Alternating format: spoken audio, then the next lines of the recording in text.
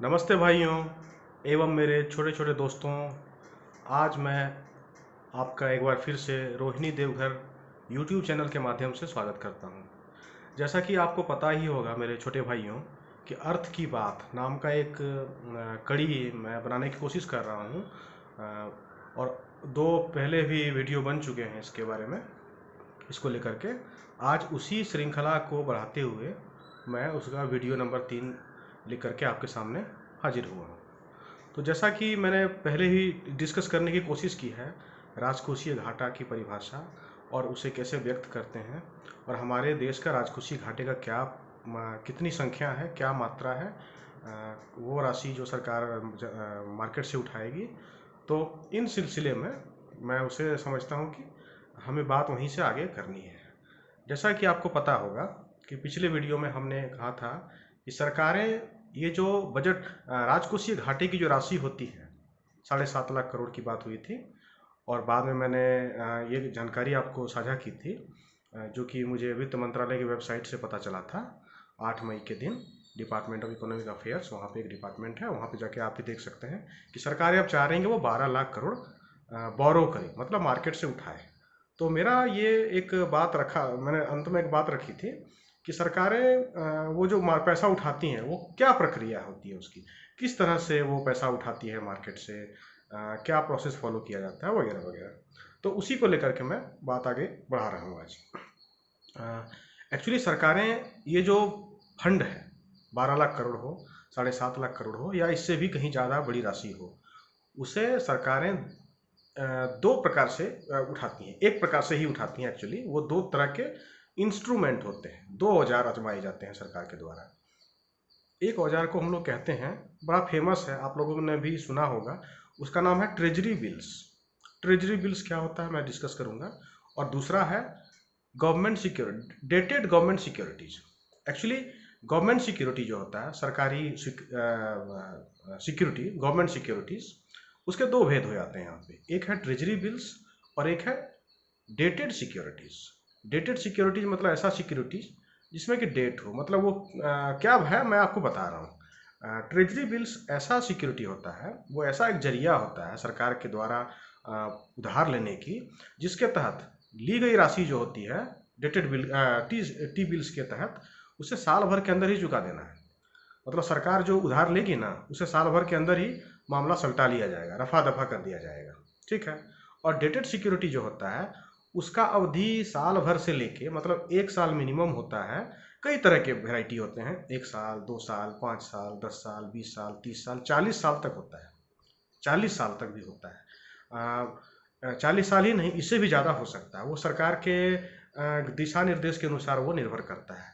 जैसे कि आप लोगों ने हाल में एक, अगर आप लोग अगर तैयारी कर रहे हैं, जैसे कि बैंकिंग की तैयारी, एसएससी की तैयारी, रेलवे की तैयारी, बीएड की तैयारी, एमएड की तैयारी, अगर आप यूजीसी नेट भी की भी तैयारी कर रहे हैं, कोई भी विषय हो आपका, लेकिन उसमें जो एक पेपर होता है कॉमन पेपर, उसमें आजकल देखा जा रहा है, चाहे कोई भी एग्जाम हो, उसमें 25 से लेकर के कहीं कहीं 40% तक देखा गया है कि जो जीके में जो क्वेश्चन आ रहा है, जीएस, जनरल स्टडीज, वो इकोनॉमिक्स से आ रहा है। मतलब ये मतलब ऐसा ट्रेंड चल पड़ा है कि इकोनॉमिक टर्म्स को पूछ दिया अचानक, एक को कोई फुल फॉर्म पूछ दिया, एक कोई ऐसा वित्तीय संस्था के बारे में पूछ दिया, उसकी स्थापना कहाँ हुई है। तो उस हिसाब से उस चीज़ों को मद्देनज़र रखते हुए मैं टर्म्स को इधर उधर से जुटा रहा हूँ और आपके समक्ष लाने की कोशिश कर रहा हूँ। तो उसी में आपने, जैसा कि डेटेड सिक्योरिटीज और ट्रेजरी बिल्स, अब मैं बात शुरू करता हूँ ट्रेजरी बिल्स की। ट्रेजरी बिल्स होता क्या है? पहली चीज़ ये है, इसका नामकरण कहाँ से है? ट्रेजरी बिल्स का नाम ट्रेजरी बिल्स क्यों हुआ? इसे शॉर्ट में कहते हैं टी बिल्स। जैसे आप टी शर्ट को कहते हैं ना, उसी तरह से ट्रेजरी बिल को टी बिल भी कहते हैं। ट्रेजरी नहीं बोलता हर जगह, T bills, T bills. T मतलब चाय भी होता है, इसका चाय से कोई लेना देना नहीं है, इसका दूसरे चीज़ों से लेना देना है। ठीक है। सरकारें जो पैसा लेती हैं उधार मार्केट से, वो किस जरिए से लेती है? टी बिल से लेती है। और डेटेड सिक्योरिटीज होता है, मतलब ऐसा बॉन्ड, उसको बॉन्ड कह जाते हैं, मोटा मोटी उसको बॉन्ड कह दीजिए।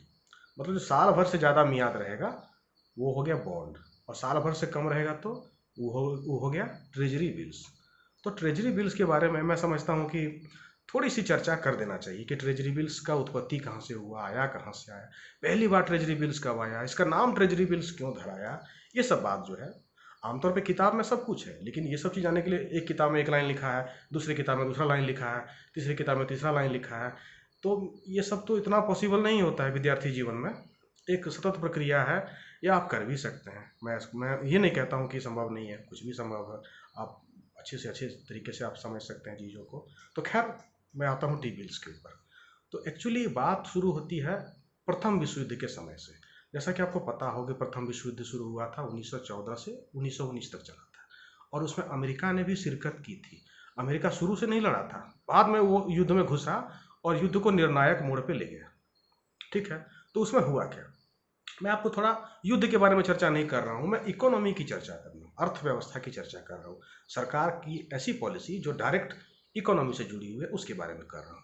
तो अमेरिका में देखा गया कि जब विश्व युद्ध शुरू हुआ था, मतलब 1914 की बात है, उस समय हर एक सरकारें देश को चलाने के लिए जनता से कर्ज लेती ही रही थी, चाहे वो कितनी भी मजबूत सरकार हो, विकसित अर्थव्यवस्था हो, अर्धविकसित हो, अविकसित हो, नए नए आज़ादी प्राप्त किए हुए देश हों, वगैरह वगैरह। तो अमेरिका का भी जो गवर्नमेंट डेट था, गवर्नमेंट डेट कहते हैं उसको, सरकारी ऋण, मतलब सरकार ने जो ऋण लिया है, पब्लिक से लिया है या कहीं और से लिया है, टोटल था वो $1 बिलियन था। कब? 1914 में। उसके बाद अमेरिका ने, कहा जाता है कि 1916 या 17 में लड़ाई में हिस्सा लिया और अंत तक वो रहा। तो जब लड़ाई में वो हिस्सा लिया ना, तो ऐसे तो नहीं है कि लड़ाई में कूद जाना है, उसके लिए हमें बहुत तरह की तैयारी करनी पड़ती है। कोई भी राष्ट्र अगर युद्ध में हिस्सा लेता है तो सोच समझ करके लेता है, एक अच्छा निर्णय लेकर के लेता है, हर तरह के रिसोर्सेस, संसाधन को इकट्ठा करके ही वो लड़ाई में हिस्सा लेता है। तो अमेरिका ने क्या किया कि वो जनता से उधार लिया, अपने देश की जनता से उधार लिया, देश के कंपनियों से उधार लिया, वगैरह वगैरह। तो उधार लेते लेते उसका उधार सोचिए $25 बिलियन हो गया उसका कर्जा।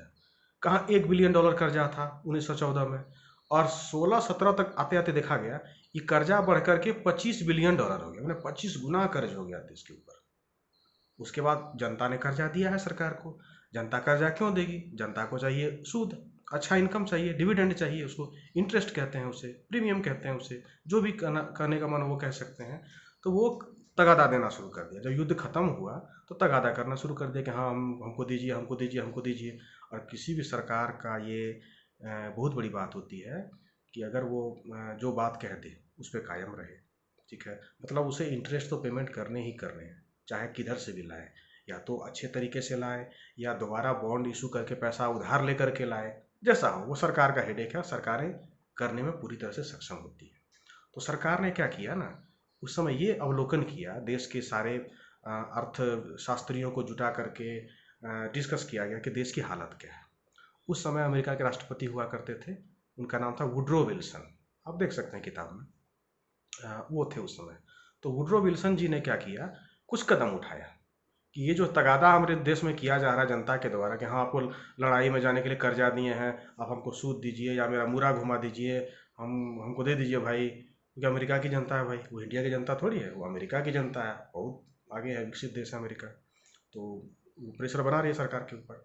तो वुडरो विल्सन साहब जी ने क्या किया, राष्ट्रपति जी ने, कि उन्होंने कुछ कदम उठाए, पार्लियामेंट के द्वारा कुछ कदम उठाए। और कोई भी सरकार जब देश में कुछ प्रॉब्लम हो तो दो ही कदम उठा सकती है, चाहे 1000 कदम उठाए, लेकिन उसका दो चीज पे ही जान रहता है। एक होता है सब्सिडी घटाइए और दूसरा होता है टैक्स बढ़ाइए, बस यही चीज होता है। कोई भी कदम सरकार का हो उसका जड़ में यही दो पॉलिसी रहता है, सब्सिडी घटाओ और टैक्स बढ़ाओ। तो वुडरो विल्सन ने भी उम्मीदों के अनुरूप वही किया, एक टैक्स लगा दिया, वार सरचार्ज लगा दिया, वो युद्ध के उपकर लगा दिया ऐसा। और दूसरा लगा दिया इनकम टैक्स, इनकम टैक्स का जो दर था, बोलने में भी मुझे शायद कॉन्फिडेंस नहीं हो रहा है कि इनकम टैक्स का दर अमेरिका में कर दिया उन्होंने 73%, 73% वो दर कर दिया। और जनता त्राही त्राही करने लगी। आप सोचिए कोई 10 लाख कमा रहा है तो 7,30,000 रुपया सरकार टैक्स के रूप में ले रही है, तो उसके पास बचे हाथ में कितने, 2,70,000, उसमें उसे घर चलाना है। अमेरिका धनी देश है, सुविधा भोगी देश है, मतलब जनता जो है ना हाहाकार करने लगा, इतना बड़ा टैक्स। उसके बाद जैसा होता है कि बावजूद इसके उतने पैसे उगाही होने के बावजूद भी वो जो सरकार है उनका खजाना खाली हो जा रहा है। तो खजाना में पैसा नहीं आ रहा है, उचित पैसा नहीं जुट रहा है जितना आवश्यक धन जुटना चाहिए लोगों के इंटरेस्ट के भुगतान के लिए। मूलधन छोड़िए, इंटरेस्ट का लड़ाई हो रहा है यहाँ, ब्याज देना है। तब देखा गया कि खजाना जो है खाली होने वाला है, मैंने खजाने का हालत जर्जर हो गया, चरमरा गया देश पूरा। तो खजाने का इंग्लिश में क्या कहते हैं? ट्रेजरी कहते हैं। तो ट्रेजरी उसका खाली होने लगा। तो उन्होंने ट्रेजरी में पैसा भरने के लिए, पैसा क्यों भरना है भाई? क्योंकि या तो हमें सूद लौटाने हैं जनता को या मूलधन लौटाना है। तो ट्रेजरी को भरने के लिए उन्होंने खास तरह का इंस्ट्रूमेंट, औजार निकाला जिसका नाम था खजाना बिल, अंग्रेजी में ट्रेजरी बिल्स। तो ये जो बिल्स होता था वो शॉर्ट टर्म पीरियड के लिए, 2 हफ्ता के लिए, 1 महीना के लिए, 3 महीना के लिए, 6 महीना के लिए, मतलब साल भर से कम मोहलत रहेगा। 365 दिन में 1 साल होता है, 365 नहीं करेंगे, 364 कर देंगे, 1 दिन पहले, मैंने साल भर के अंदर सल्टा देना है। ये उसका पॉलिसी होता है, मैंने साल भर के अंदर इसको फाइनल कर देना है। तो वहीं से इसका नाम धराया ट्रेजरी बिल्स। ऐसा बिल था जो ट्रेजरी में पैसा डालने के लिए इजाद किया गया था, इसलिए इसका नाम धराया ट्रेजरी बिल्स, टी बिल्स कह सकते हैं आप। तो अब मैं अमेरिका से वापस इंडिया आता हूँ। तो यहाँ पे जो टी बिल्स है, भारत में इसका क्या इतिहास है टी बिल्स का? भारत में इतिहास बहुत ज़्यादा पुराना नहीं है। 1991, जैसा आप लोग पढ़े होंगे कि देश में एक वित्तीय संकट हुआ था, बैलेंस ऑफ पेमेंट क्राइसिस हुआ था, जिसके बारे में कभी अच्छे से चर्चा किया जाएगा, करेंगे, करने की कोशिश करेंगे मटेरियल अच्छे तरीके से जुटा करके। तो ट्रेजरी बिल्स वहीं से शुरू हुआ है, 91 से शुरू हुआ है इंडिया में, ज़्यादा पुराना इतिहास नहीं है। और भारत में ट्रेजरी बिल्स जो होता है वो 3 वेराइटी का होता है, 3 वेरिएंट है उसका, ठीक है। पहला है 91 दिन का, 91 डेज का, दूसरा है 182 दिन का, और तीसरा है जैसा हम बोल दिए हैं साल भर से 1 दिन कम, 364 दिन का। तो इसमें क्या होता है, जो सरकार जो उधार लेती है, मान लीजिए 91 दिन वाला टी बिल्स है, सरकार ने पैसा लिया, मान लिया कि सरकार ने 1000 करोड़ मार्केट से उठाया, किसी एक संस्था ने पैसा डाला 10,000 करोड़ या 1000 करोड़, जो भी राशि माना कि एक्स, तो वो जो पैसा है उसे 91 दिन के अंदर वापस कर देंगे विथ इंटरेस्ट। तो ये 91 डेज हो गया। दूसरा है 182 दिन वाला। 182 दिन वाला क्या है कि जो भी पैसा जो निवेश करेगा, सरकार को तो पैसा मिलता है, और पैसा देने वाले को क्या मिलता है भाई? उसको सूद मिलता है। तो उसको सूद प्लस मूलधन दे देना है कब? 182 दिन के अंदर। 182वां दिन में उसको तक सेटल हो जाना चाहिए उसका। अब 364 दिन वाला, यही कहानी वहाँ भी है, 364 दिन तक चलेगा, यही उसका प्राइमरी चीज़ है। तो ये हुआ ट्रेजरी बिल्स। तो सरकार जो जनता से जो पैसे लेती है, मतलब जनता से डायरेक्ट नहीं ले पाती है, भारत में वैसा सिस्टम अभी डेवलप होना शुरू हुआ है। वो इसमें जैसा बताया हूँ आपको, ट्रेजरी बिल्स और डेटेड सिक्योरिटीज़ 2 तरह से होता है। तो डेटेड सिक्योरिटी में वो उसको बॉन्ड कहते हैं हम लोग, 1 साल से लेकर के 40 साल तक होता है, उसका एकदम हर तरह का वेराइटी है उसमें। और इसमें पार्टिसिपेट कौन करते हैं, कौन कौन से लोग सरकार को कर्ज देते हैं, या सरकार के द्वारा टी बिल्स जो जारी होता है या जो बॉन्ड जारी होता है उसको खरीदते कौन है? तो इसमें खरीदने वाले ज़्यादातर नहीं हैं, वो सब मतलब संस्थाएं होती हैं, बड़ी बड़ी संस्थाएं जिनके पास प्रचुर राशि होती है, धन संपदा भरा हुआ है, प्रचुर राशि है। जैसे कि बैंक हो गया, बैंक सारा बैंक हो गया, उसके बाद हो गया आपका इंश्योरेंस कंपनी हो गया, उसके बाद प्रोविडेंट फंड हो गया, उसके बाद हो गया आपका फाइनेंशियल इंस्टीट्यूशंस हो गया, कोई संस्था कोई ऐसा है, कुछ एनबीएफसी है, एनबीएफसी के बारे में कभी चर्चा करेंगे, बहुत अच्छा चैप्टर है, उसके बारे में भी आपको बताएंगे ना, it is very important. Bharat में जो भी अभी फाइनेंशियल त्रासदी फैली हुई है ना, उसके लिए एनबीएफसी जिम्मेदार है। कहाँ तक जिम्मेदार है इसके बारे में बृहद चर्चा एक दिन हम लोग करेंगे। एनबीएफसी है, उसके बाद कई तरह की कोऑपरेटिव सोसाइटी है।